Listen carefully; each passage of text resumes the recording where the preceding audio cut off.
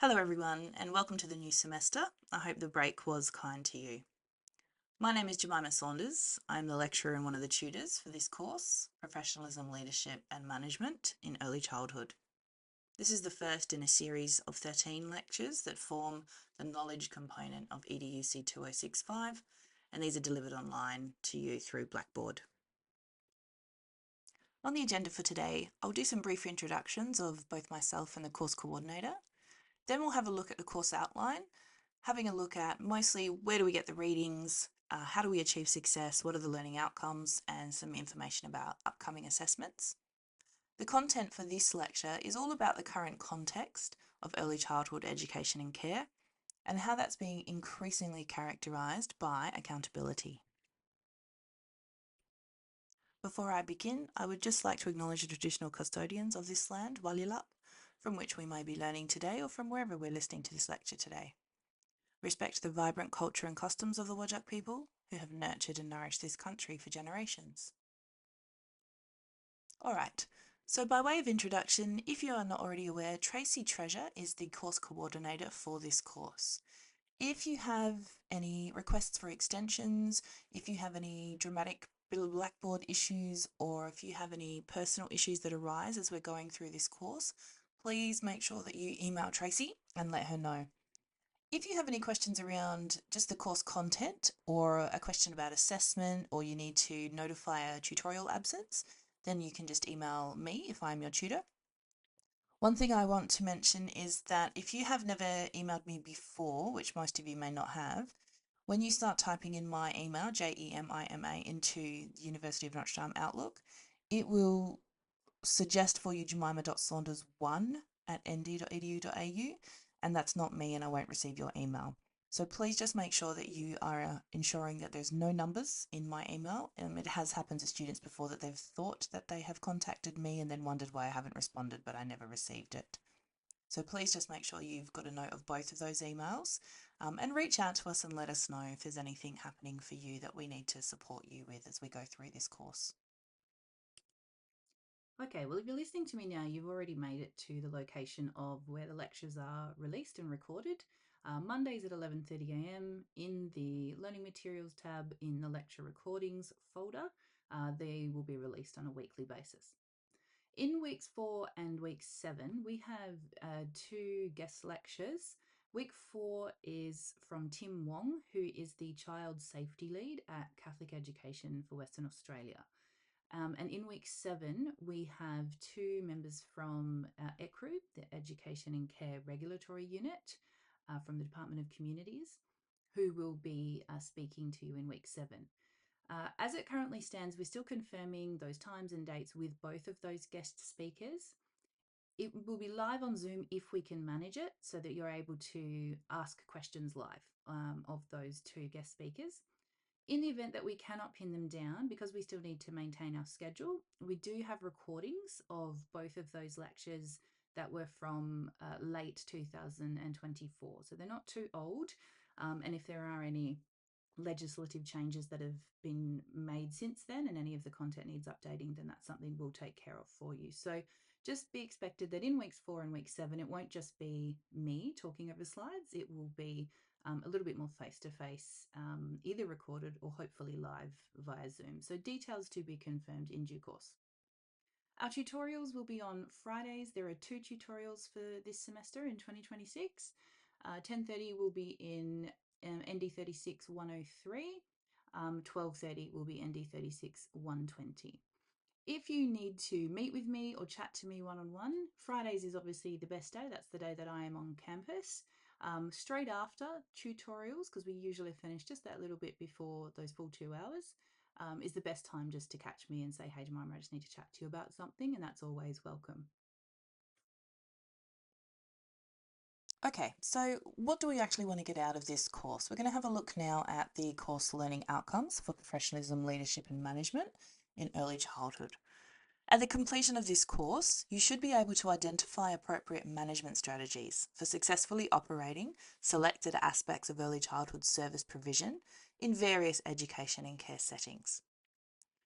We also want you to be able to define the role of what an educational or pedagogical leader is outline their responsibilities in how they provide quality care and education for all children and families in the early childhood setting. We're going to support you to demonstrate a working knowledge of the NQS, National Quality Standards, that support the sound, professional and ethical management of early childhood services, and apply an understanding of ethical and legal responsibilities within the context of professionalism and advocacy for early childhood education. So early childhood teachers need excellent leadership and management strategies to participate effectively in group decision making for the development of high quality programs and services.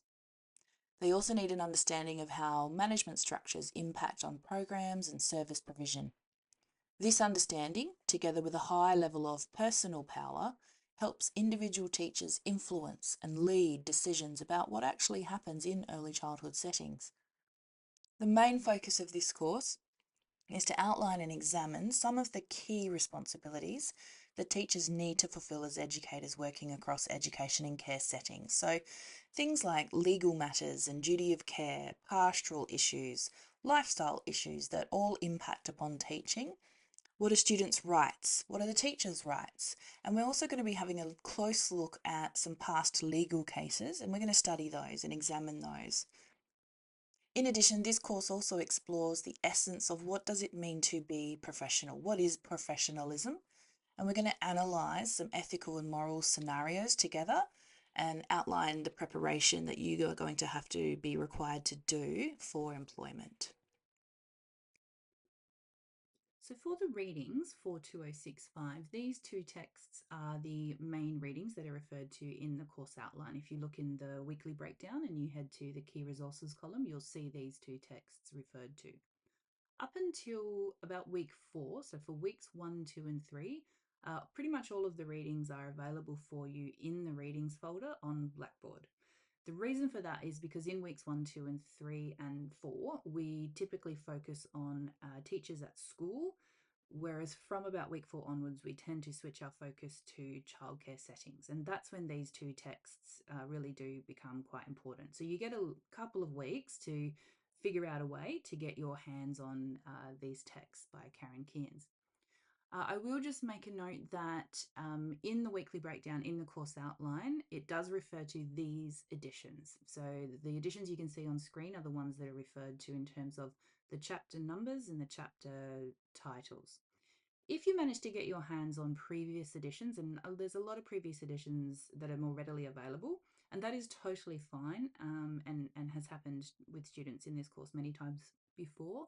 Just understand that one of the things that they do update is the numbers of chapters and the names of chapters. So it may be just that little extra step. So you need to follow the topic that we're doing that week, even if the actual name of the title or number doesn't exactly match your previous edition. So just be aware of that if you do end up with a third or a fourth or a fifth edition of one of those.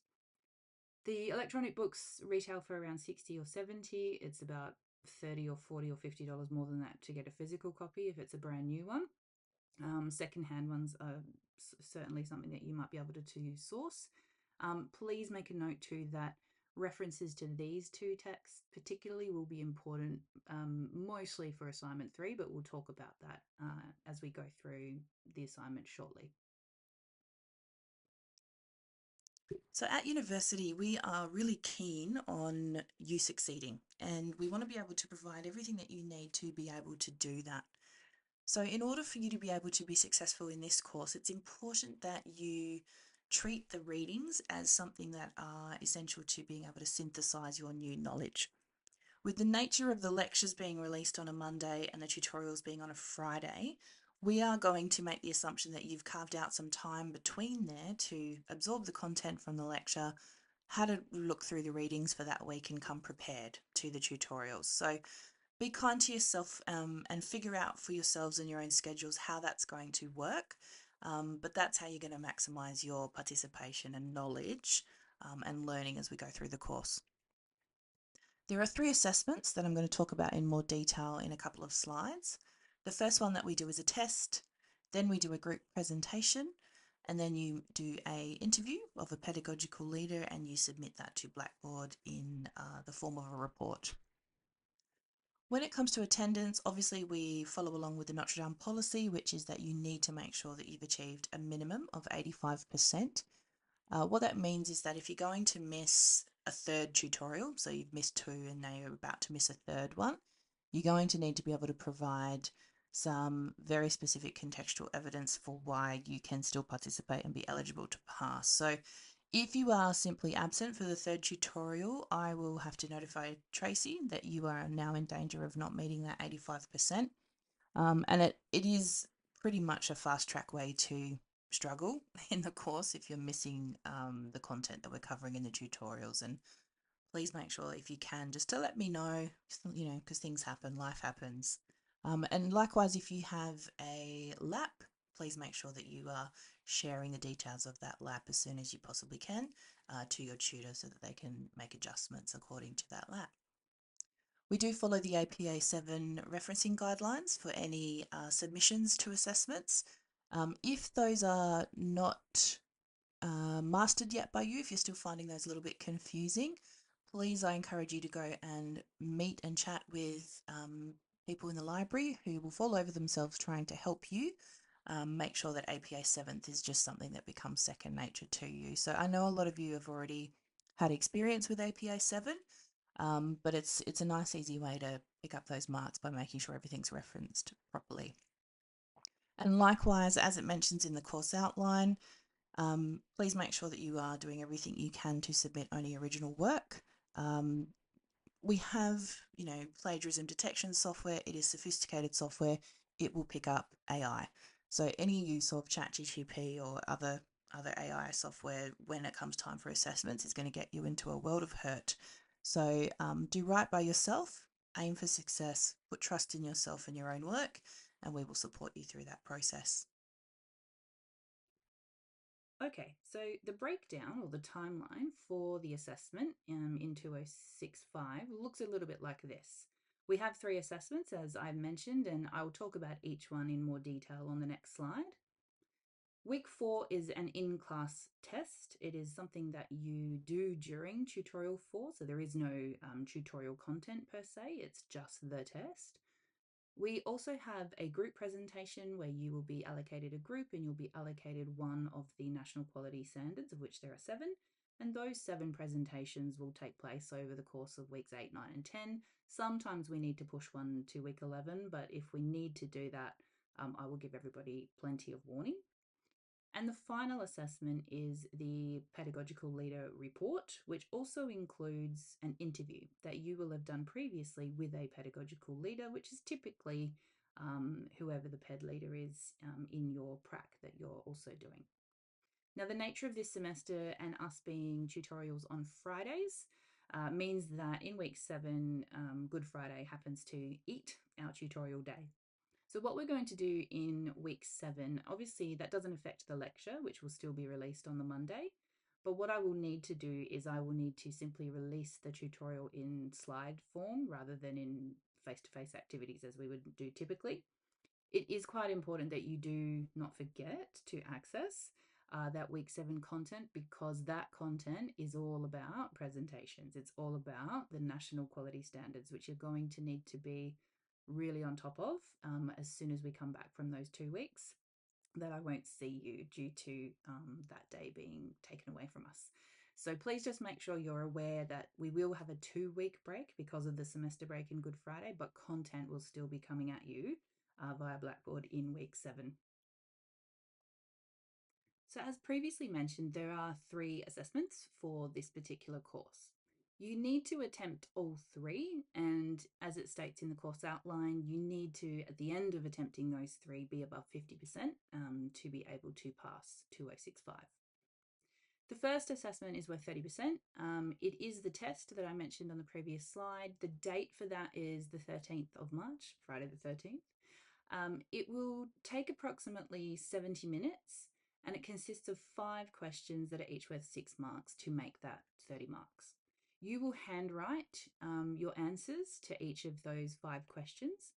And because it's delivered under test conditions, what we typically do is I will wait until 10 or 15 minutes after the beginning of the tutorial to make sure that everybody has arrived.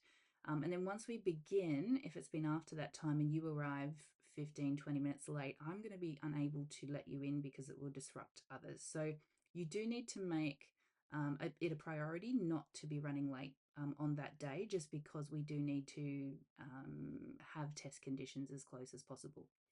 Now, having said that, if you happen to be eligible for a LAPS or learning adjustment plan, please make sure you have shared the details of that with both Tracy and myself, because there may be some stipulations or adjustments that need to be made for you because this is a test format. So you might be eligible for scribing or additional time, whatever your LAP actually states. So just confidentially send that through to us and those arrangements will be made for you. The second assessment is the presentation. Typically, randomized groups are allocated and also randomized assigned to one of the 7 national quality standards. Across weeks 8 to 10, sometimes, as I mentioned, we do need that additional week to week 11 because there are 7 times 30-minute presentations that we need to get through. It is also worth 30%. The rubric is available in the course outline, but it's also available on Blackboard if you head into the assessments tab. So you can have a really good look at what do you need to do to achieve success in those 30 minutes. I will help you and talk to you about how we actually use that 30 minutes really efficiently. Yes, there will be some talking at the participants, but you need to also consider an interactive element, and there's a one-page A4 handout that you also make to complement what you're putting up on your presentation or your slides. And the final assessment is the report. We sometimes call it the interview or the essay. It is a report format, and it is the result of you having conducted a interview with an educational pedagogical leader, typically in a childcare setting, which is also typically where you are currently having your prac, although some people have made other arrangements, and you just need to run that by myself or Tracy leading up to that one. The due date for that one, which is 40%, is the 15th of May. So that's the last day of week 12. We do have a tutorial that day, so I'll see you the day that it's due. You'll notice that it's not a huge word count. It's not one of those 2,500 word essays. It's 1,800 words sort of maximum, give or take 10%. So please make sure you've again checked the rubric, see exactly what it's about, because it can be easy just to go off on a little bit of a tangent depending on the direction your interview went, and you need to actually make sure that you stick closely to what is being asked of you to represent in that particular report. You will need to define the role of a pedagogical leader. You'll be talking about what's best practice. You might need to explain or justify some of their decisions that they've made to ensure quality care is provided. And there is an expectation that you again use APA 7th referencing. There's an expectation also that we will expect to see the EYLF, the NQS, Early Childhood Australia Code of Ethics, and the course readings represented and referenced in that report somewhere. For any of the assignments, if you need to make a request for an extension, you need to make those according to the instructions that are in the course outline. And remember also that extension requests go to course coordinators, not to tutors. So if you say, hey, Jemima, I need an extension for 2 days, I've been sick, I'm not able to actually grant that. So you need to make sure you follow those directions as best that you possibly can. And our final little bit of housekeeping before I start launching into the actual content for this first lecture is just to accustom you to how to work with these videos, these lectures that are going to be released on Mondays. Sometimes as I go through, I do intend for them to be mildly interactive. And what I mean by that is occasionally I will put a little black button on the screen which says pause, and I encourage you to actually pause the video and stop and think about the question that's likely being posed on that slide. Occasionally, the way that brains process information require us to actually stop, rest and think. So if you have a personal processing speed which is quite fast, many of you will be watching and listening to this on 1.5, 1.75, hopefully not larger than 2 times speed, and I'm speaking ridiculously fast to you. That's fine if that's how your brain absorbs information deeply and properly. But just understand that sometimes comprehension of some difficult and heavy knowledge can be compromised if you are going too fast. And you're likely going to run out of time to be able to hit pause and actually think. So try and have a little notebook with you as you have these lectures, because there will be opportunities for you just to hit pause and maybe jot down what you're thinking, a question will crop up, etc. We are going to have quite a few technical vocabulary associated with this course. So we're going to be using a lot of legal terms, plaintiff, defendant, causation, etc. You may like to start building for yourself a little personal glossary so that you understand what each of those words mean as we go through. You will need to understand them so that you can achieve success, particularly when it comes to the legal content. If you have any questions that crop up for you while you're watching the lecture, bringing them along to the tutorial is always very welcome. I'm happy to be interrupted at any time just to clarify. So that's a very welcome, way to deepen your learning. And the final little bit of housekeeping is just to make mention that some of the content of the case studies that we look at in this course that are obviously true, things that have happened that we're going to be exploring, come with a bit of a trigger warning. The content can be sensitive in nature and it can cause quite a lot of distress. So we are going to be looking at newspaper reports. We are going to be looking at criminal offences that have affected children. We are going to be discussing multiple instances of breaches of duty of care and what harm was caused as a result, failures in child safety, and even instances of child sexual abuse. So please make sure that if you are watching these lectures at home and you've got little people running around, that this might be a headphone moment for you, because some of the content will not be appropriate for little people. And also just to keep in mind that this can bring up issues on a personal level. So make sure you're looking after yourself, check in on yourself, pause, stop, take a breather, whatever you need to do to cope. All right, let's get going. Today we're going to have a bit of a look at the current context, the current realities in early childhood education and care. It is really important that graduates of an EC degree have the opportunity to work across the whole early childhood sector. To do this, you've got to have the skills and knowledge to be able to work in different settings, and you need to have an understanding of what are the expectations in different settings of each of those areas. Previously, there's been a bit of a gap within the early education sector in Australia around that birth to 3 years age group, and it needed to be closed at a grassroots level, which involves training undergraduates like yourselves to change that degree from birth to 8. The government addressed this gap by ensuring that at least one early childhood university graduate is employed at each childcare centre, and that's been the case since 2014. That decision is based on evidence that children learn the most in their early years. And early childhood reforms that started in 2009 have been fully implemented since 2020. We know that Australian children are spending more and more time in early childhood education and care, and the quality of their experience is crucial for their future well-being. Because it's been established that good quality childcare is beneficial for young children and poor quality care can be damaging for young children, just like schools, at the present time, there is varying quality across ECEC services and settings. The impacts of COVID, both directly and indirectly, on young children's development is still now in 2025 being felt throughout childcare centres and schools. Many current undergraduates entering an early childhood degree course usually only consider working in the school sector. Therefore, it's important that you gain sound experience in the childcare sector, not just to be aware of early childhood experiences that children have been exposed to prior to attending formal schooling, but perhaps also to gain a desire to choose childcare as a profession after you graduate. So this is our first opportunity for me to pose a question to you and for you to hit pause in a moment and just jot down your thinking. And the questions are you considering working in childcare when you graduate? Or are you considering working in a school when you graduate?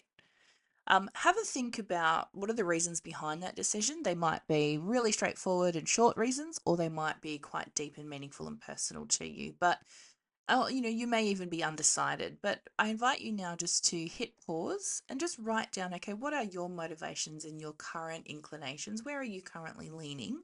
And maybe examine within yourself what those reasons behind that decision or leaning are. Welcome back. Hopefully, you've got a few notes jotted down there. Increasingly, the boundaries are becoming blurred between schools and childcare settings. We now have early childhood educators who are working in childcare settings, and we seem to have more and more schools that are offering 3-year-old programs on their school grounds. So we've got a significant amount of overlap. With this comes a whole new set of rules and regulations and laws for schools, because some of the centres that operate on school grounds fall under the Department of Local Government and Communities and not necessarily just Catholic Education or the Department of Education. So the complexity that arises from having additional legislation apply to having 3-year-old programs on offer in school grounds has increased the amount of understanding needed, personnel needed, legislation requirements, etc., needed for early childhood and care. Now, we're going to discuss some of these regulations and laws as we go through the unit. But first, I'd like you to take a minute or two now just to think about the professional, ethical, and legal responsibilities of this career that you've chosen. How are you currently feeling about what you've heard, what you've seen, maybe what you've experienced in terms of the professional expectations and responsibilities, those ethical dilemmas and decisions, and our legal responsibilities and obligations of becoming a working educator in early childhood? If you've got space in your notebook, maybe just do a line down the middle. One side can be an aspect that I'm excited about in terms of my future career, and maybe an aspect that you're a little bit concerned about, maybe something that gives you cause for pause. I invite you now to hit pause and just reflect. What are those responsibilities that you've watched teachers in this space carry or early childhood leaders carry? And where are your current feelings of excitement or nervousness focused? Please bring these responses, if you can, to our tutorial.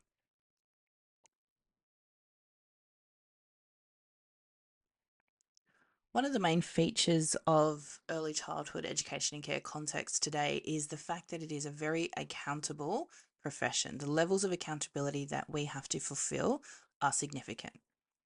For the first few weeks of the unit, we will be looking at teachers' accountability, teachers' legal responsibilities in a school environment. So we're going to be thinking about school as the context. The rest of the unit focuses on childcare settings, but there's a lot of overlap as mentioned previously.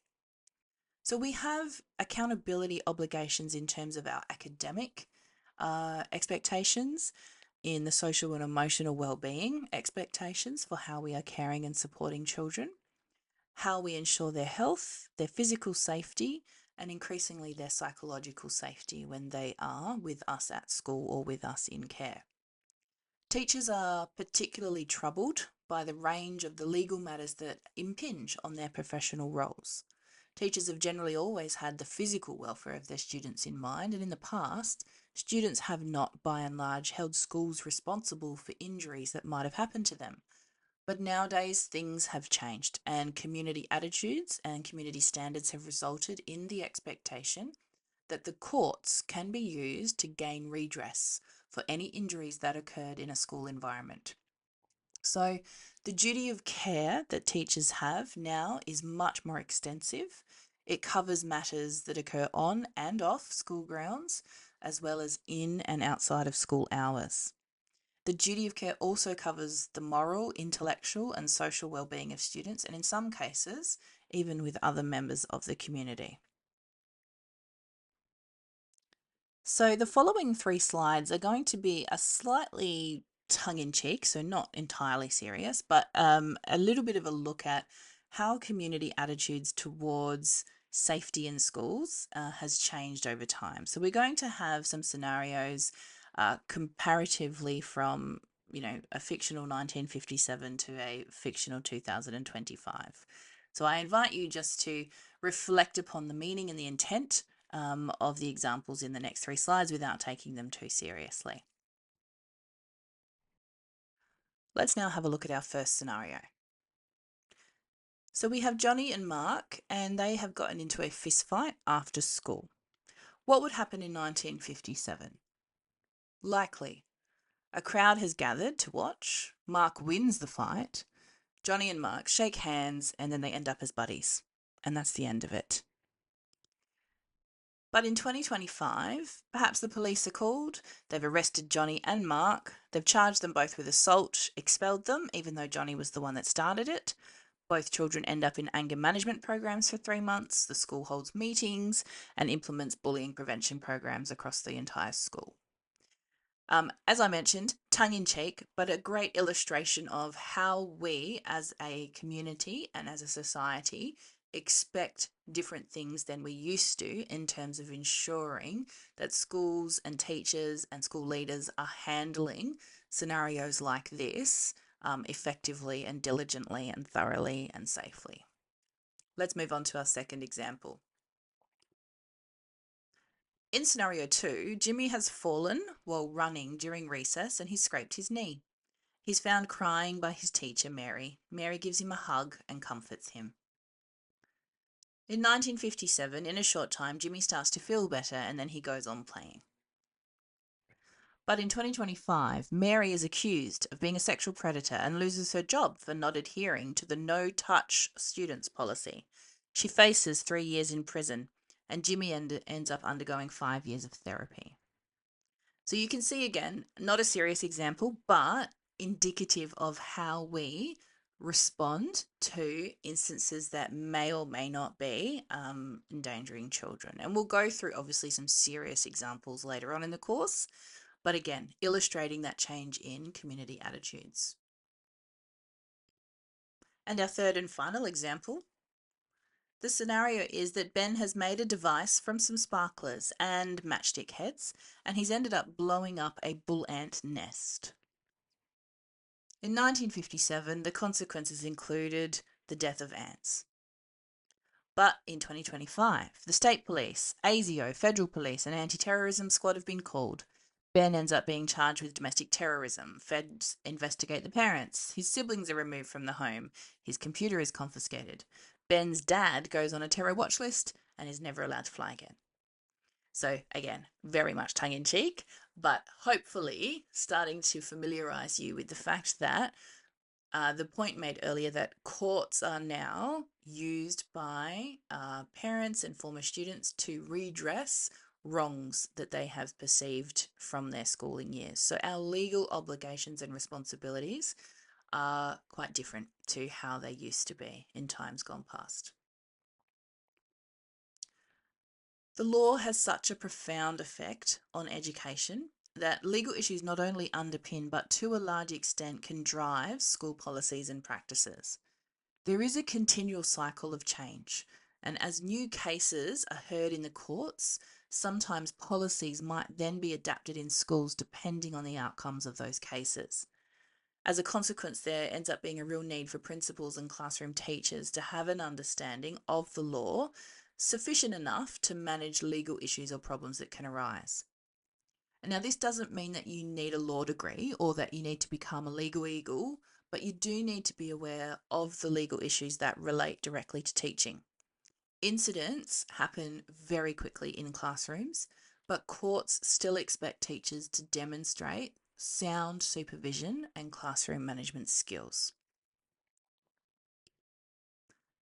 This diagram from the Stewart and Knott reading helps illustrate that overlap and that influence that the law and the courts have over schools.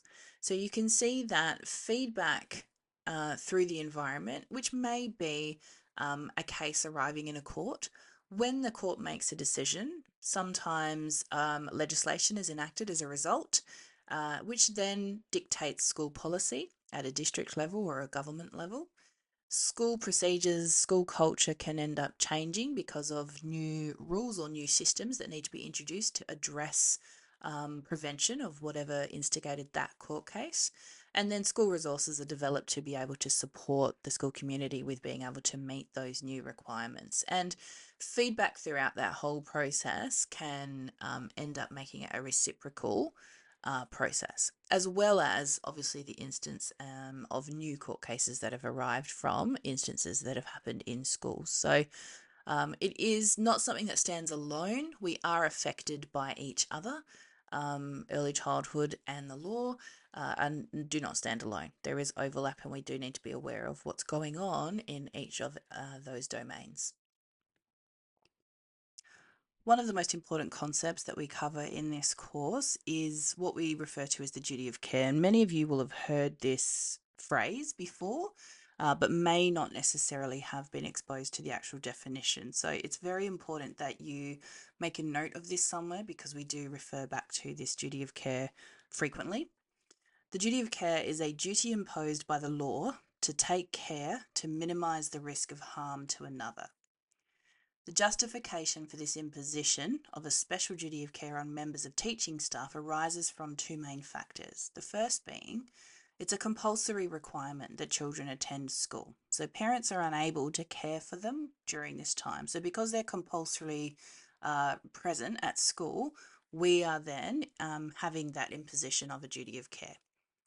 The other factor is also that children need protection, okay? They are not able to protect themselves and survive themselves sometimes.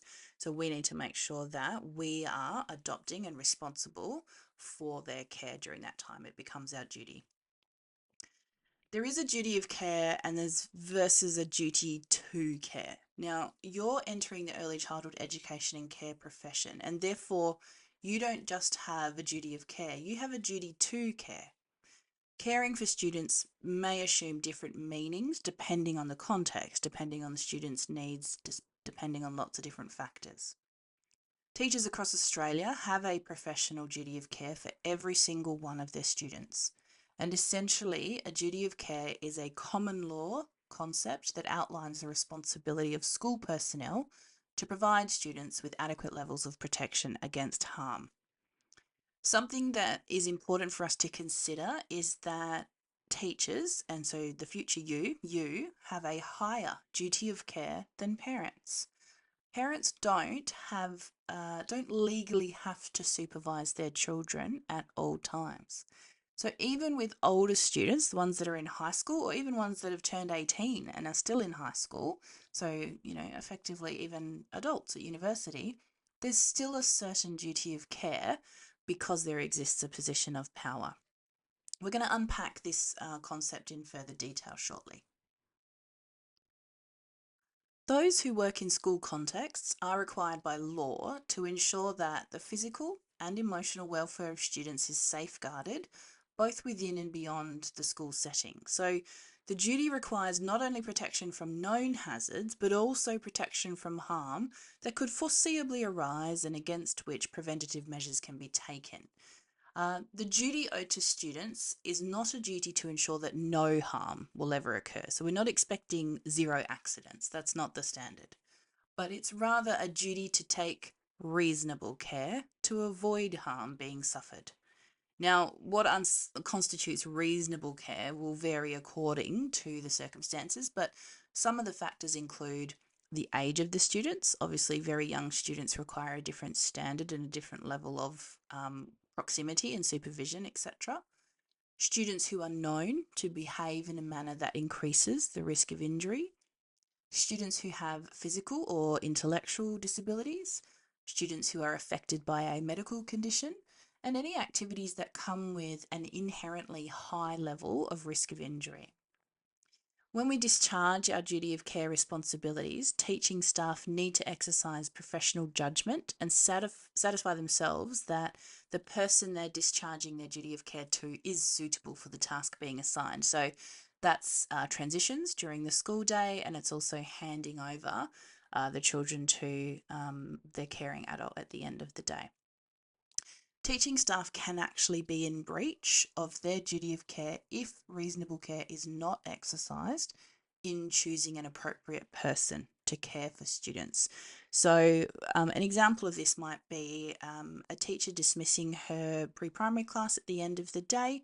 She needs to be sort of eyeballing the person that she's handing the child over to. So, if that person's in a state that it's quite obvious that they seem unable to physically or mentally care for that child, you cannot meet your legal requirement of duty to care by giving that child to that person if you have reasonable doubts. When we're assessing whether a particular person is actually suitable to care for students during a particular school activity, what are some of the factors that teaching staff need to consider? I'm going to give you a moment now to hit pause and maybe just do a couple of dot points, reread the question in your own time.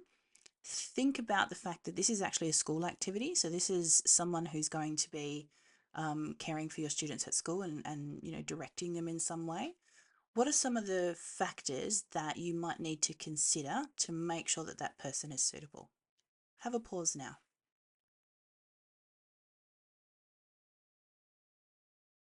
Okay, welcome back. Hopefully you're back. Some of the things that I jotted down, which might be in addition to yours or relevant also, is just that person's age and ability and experience and general suitability of the proposed carer. If any of those factors are really, really off, so if that person is too young and not able to assume that responsibility or not qualified, or for whatever reason is, currently being affected in some way that they can't actually bring themselves to care for those children, even though they may have done so in the past. If there's too many students, that person is not capable of handling that many students.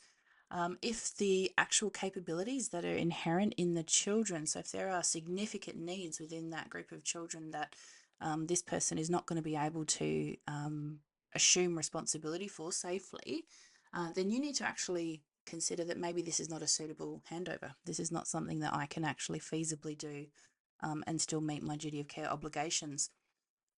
Sometimes we need to trust our gut instincts on things like this.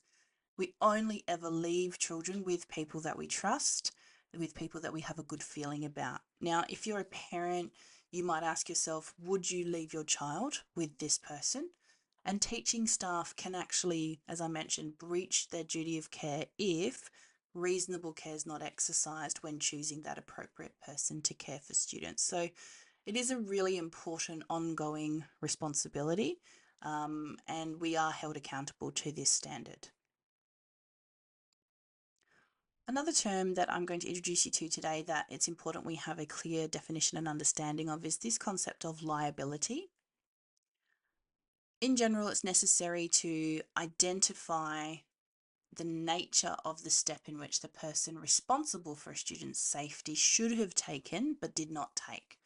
And we need to establish evidence or inference that more probably than not, the taking of that step would have prevented or minimised the injury that was suffered. So in terms of liability, a person who suffers harm is entitled to damages, so compensation, if he or she can establish that a member of teaching staff or non-teaching staff or a volunteer or external provider was negligent. Now that means that they failed to take reasonable care and the negligence was the cause of the person's harm. So that causation means that you either did something that caused harm or you failed to do something that would have likely prevented harm. We're going to discuss some of these issues in next week's lecture in a little bit more depth. So if you've got some questions around how this liability works, that's great. Ask them, but also wait for next week. What's becoming more and more apparent is that the policies and the practices and the systems that exist in our schools are being increasingly challenged by those who feel that their rights have either not been met or that their rights have been violated in some way while they've been at school. It can feel like a lot to be held to this high standard of duty of care and liability and the seriousness of what it means if a breach has occurred. And we might be asking ourselves, well, why are these legal responsibilities so important? These are headlines that have reflected cases where duty of care has been obviously breached, and the safety and well-being and health of children has been severely compromised by that breach. So this is what we're talking about, and this is what we mean when, yes, we live in a culture of accountability, but the reasons why we are is to avoid as much as possible accidents and incidents like the ones that you can see in the headlines on your screen at the moment. All right, and with that, we've come to the end of this first lecture. Well done if you've made it this far. Before we see you on Friday, if you can make a plan to get your hands and your eyeballs on the readings for week 1, that would be great. We work with a couple of tutorial worksheets in most of the tutorials. Now, if you're someone who likes pen and paper, then please make sure you have printed that out and you are ready to go for Friday. If you're someone who's happy to rock that digital life, then you just need to make sure that you've got it downloaded, ready to go, and you can edit it as you need to. And again, all of this is on Blackboard, and I'm going to point you in the right direction of exactly where it lives in Blackboard if you are having troubles. Make it a regular habit just to bring something to write on, a physical pen and a highlighter. So occasionally I'm going to get you to be writing on post-its and butcher's paper and all that fun stuff. So don't expect that you're only going to be using your device, but obviously please bring your device because you're going to be able to access your content on Blackboard, assuming all the IT is behaving. And if you did write down some responses to some of the questions throughout today's lecture, have those responses ready to share. I won't put you on the spot, but I will encourage you to speak up. All right. Thanks, everybody. And I will see you all on Friday.